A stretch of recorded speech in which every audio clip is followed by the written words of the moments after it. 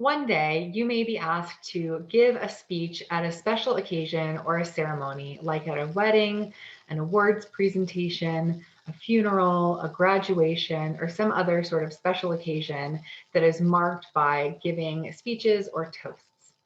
In this unit, you will get to learn the skills that you need to give that type of special occasion speech and to practice those skills by creating and presenting a ceremonial speech of your own. For our purposes, you will be limited to one of three types of special occasion speeches. You'll give either a wedding toast, a funeral eulogy, or an award presentation. The requirements for the speech are listed in the assignment instructions that are listed on our course website. And I've copied them here just to point out some of the differences between this speech and the last speech that you gave. So for the ceremonial speech, you'll be limited to 5 to 7 minutes. And as always, if you are below 5 minutes or above 7 minutes, there will be a grade deduction. So be sure that you practice enough that you're able to deliver your speech well within 5 to 7 minutes. As with the last speech, you should be standing to deliver your speech unless you are not able to, and you should work on including a variety of figures and tropes to add extra verbal interest to your speech. For this speech, I would like you to try to limit your note cards to one note card instead of two. And this might be a good time for you to start trying to memorize a speech if you haven't done that already this term. Memorizing the speech is not required, but in real world situations where you might be giving a wedding toast, for example, you might want to have that memorized for the occasion. So now is the time to try it out and practice and see what you can do. For the ceremonial speech, you should not be using any type of visual aid. So it's just going to be you standing in front of the camera, again, like your informative speech. And you'll still need to do research for this speech. And we can talk a little bit more about what that really means in the forums. But for the ceremonial speech only, you will not need to give verbal citations for your research. As usual, you should record your speech in one take, and you'll still be turning in a typed full sentence outline according to MLA style, where you will cite your sources in your outline. This is the grading rubric for the ceremonial speech. It should look pretty familiar to you by now. You might notice some slight differences to the ceremonial speech rubric though. So in the organization section, you can see not only are we looking for your organizational pattern, but we're looking for whether your speech is clearly in line with the generic expectations of the type of speech you're giving. That means, does it include everything a wedding speech should have? Or does it include everything an awards presentation should have? In terms of content and support, your speech should be unique and creative. That means we want to avoid all the types of cliches that you might hear in every wedding toast and every eulogy. And you should have a unique value claim in your speech, which we'll talk a little bit more about. In terms of audience adaptation, again, we're looking for clear, simple, and inclusive language and acknowledging the audience and the shared values of the audience. All of the delivery criteria are the same as they have been, and the verbal style criteria are the same as they have been. Okay, so when you're giving a speech at a special occasion, there are going to be special constraints that are unique to each type of speech. And so it's always good to familiarize yourself with the expectations of the type of speech that you're giving. These expectations can sometimes be unwritten or just sort of understood culturally. And sometimes there are expectations that are specific to the organizer. So for example, if you're giving a graduation speech, people will probably expect you to talk about the future. And if there are going to be multiple speeches at a particular event, maybe the organizer will ask you in advance to limit your comments to 5 minutes or to focus on a specific area of content because other areas will be covered by other speakers. So these speeches really are unique, and in the real world, you'll have a lot of constraints and expectations to work with as you give them. One thing all special occasion speeches have in common is that they are presented to an audience that has gathered together to celebrate or to share in some type of values that they all hold in common.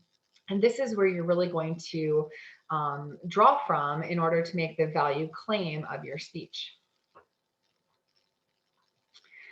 A special occasion speech is a special kind of persuasive speech because you're making a value claim. And so this is how you can think about setting up the claim of your speech and then using the body of your speech to prove that value claim. So let's look at an example.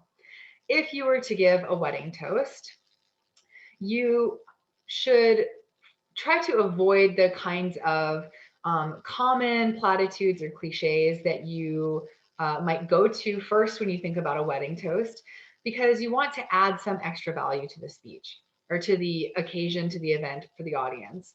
So if you give your speech about how marriage is about true love, or two is better than one, or these two people are perfect for each other, it might be a lovely speech and maybe it would be appropriate. No one's going to get mad about the content of that type of speech. But if you're giving a wedding toast, you're giving your toast after the marriage ceremony has already concluded.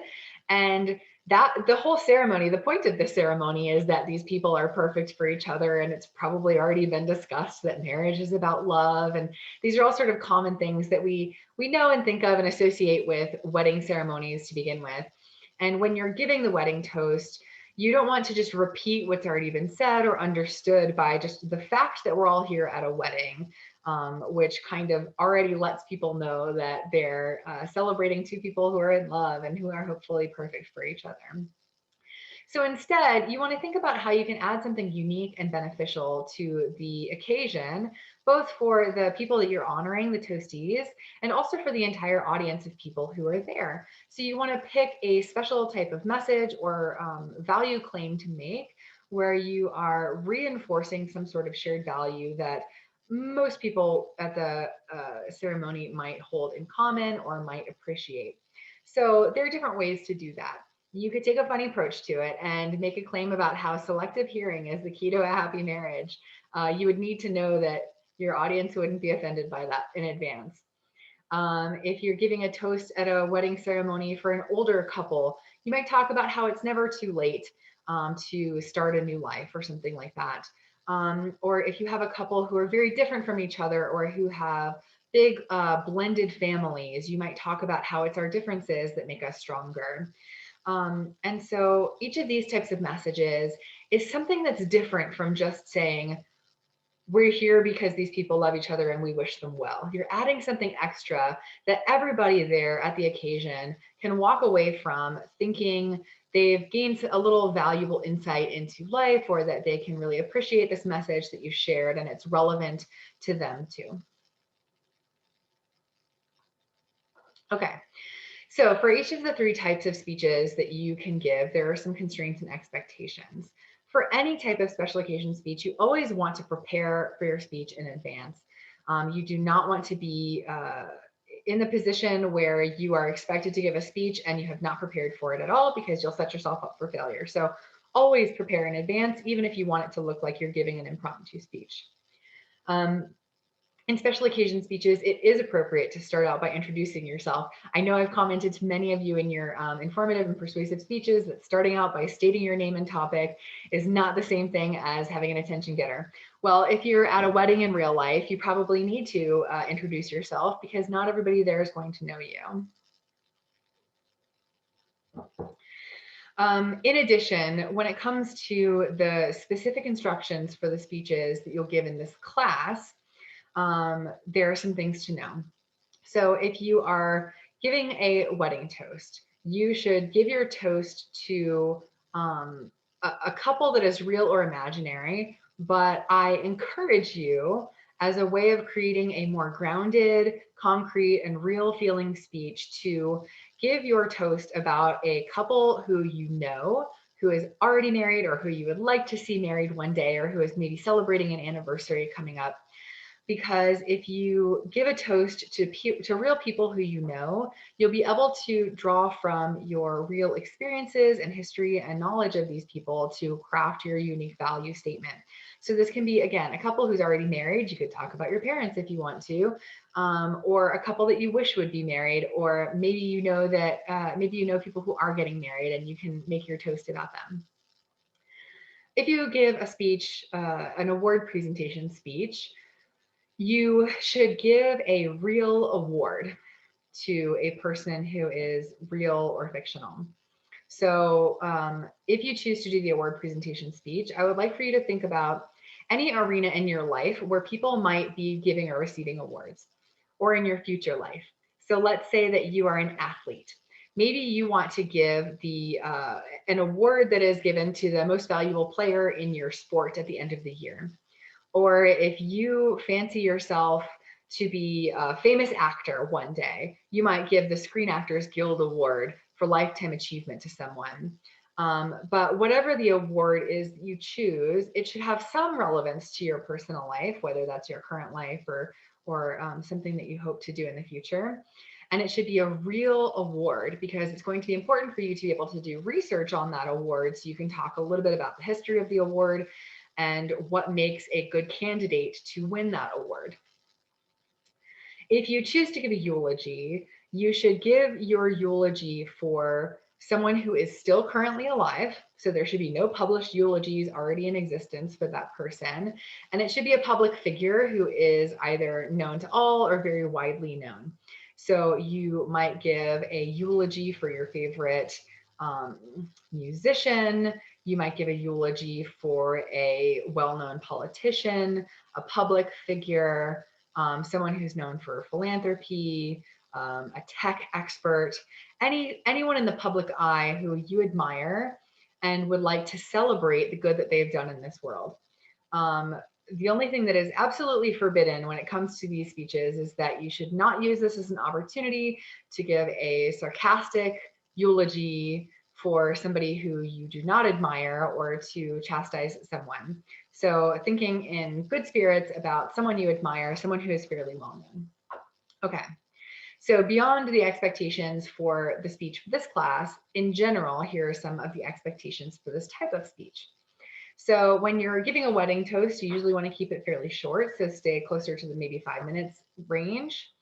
You want to make it personal, so you might include personal stories. You want to describe your relationship to the wedding couple or individuals. You want to be original, as I mentioned before in talking about value claims, so avoid platitudes and cliches that we've all heard a million times because they're not adding anything valuable.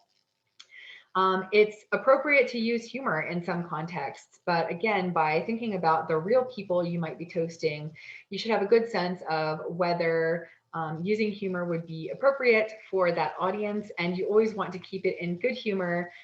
So if you are best friends with one person getting married, you probably don't want to use your toast as a roast for their partner, even though it might seem funny.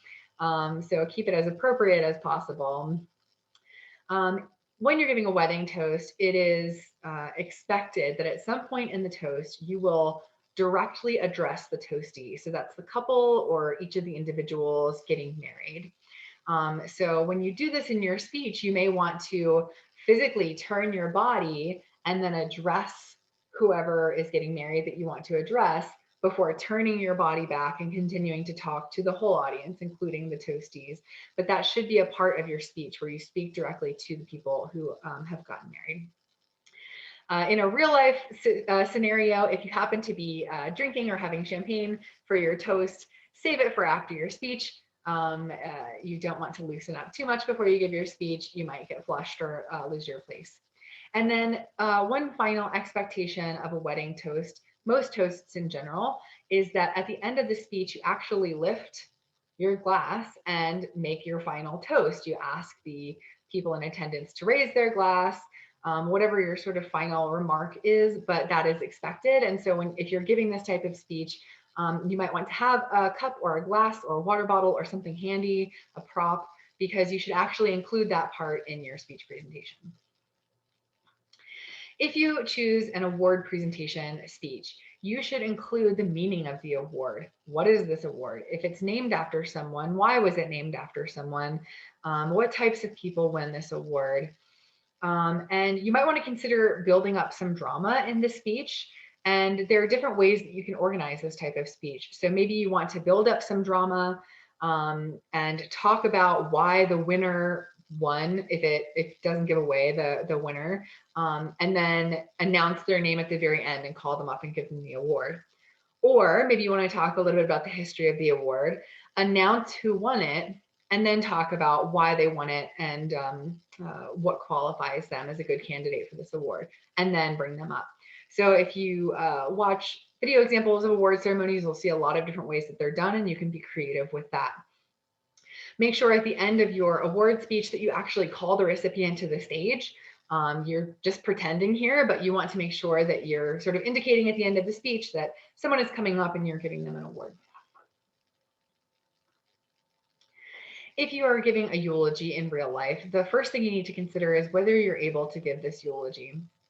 This shouldn't be an issue for our speech assignment because you're eulogizing a living person. But if you are ever giving a eulogy in real life, it might be for someone who is close to you. And if you feel unable to actually deliver that speech without becoming overly emotional or distraught, then don't agree to give that speech, because it's you don't want to put yourself into a position where you are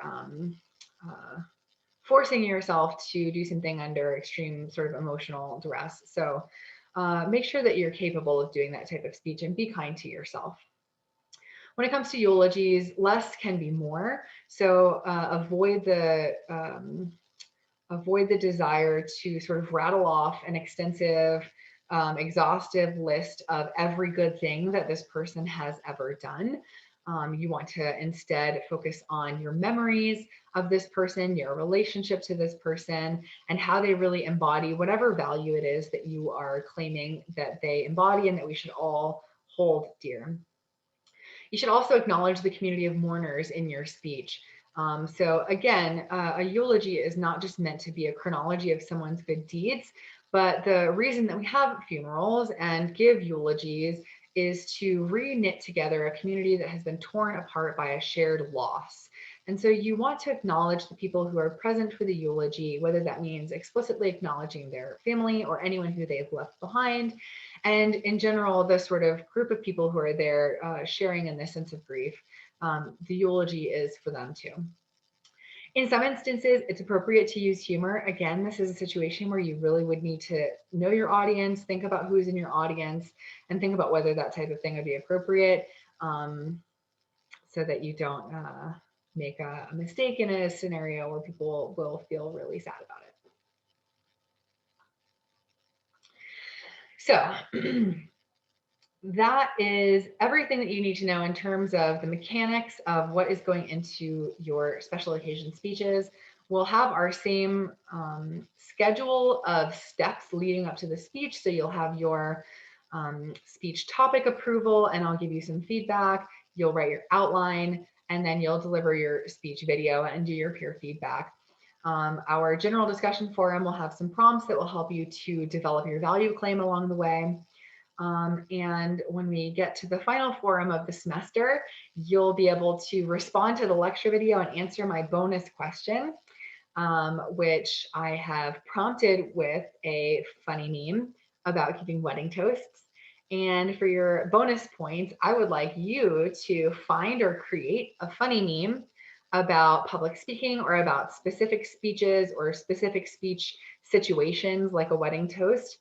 And post that along with your forum post to get extra credit. Please keep it classroom appropriate, and show me your best memes. As usual, if you have any questions or concerns that are not answered by the course materials, you are more than welcome to email me with your questions or set up a time to meet. And I look forward to seeing your final speeches of the semester.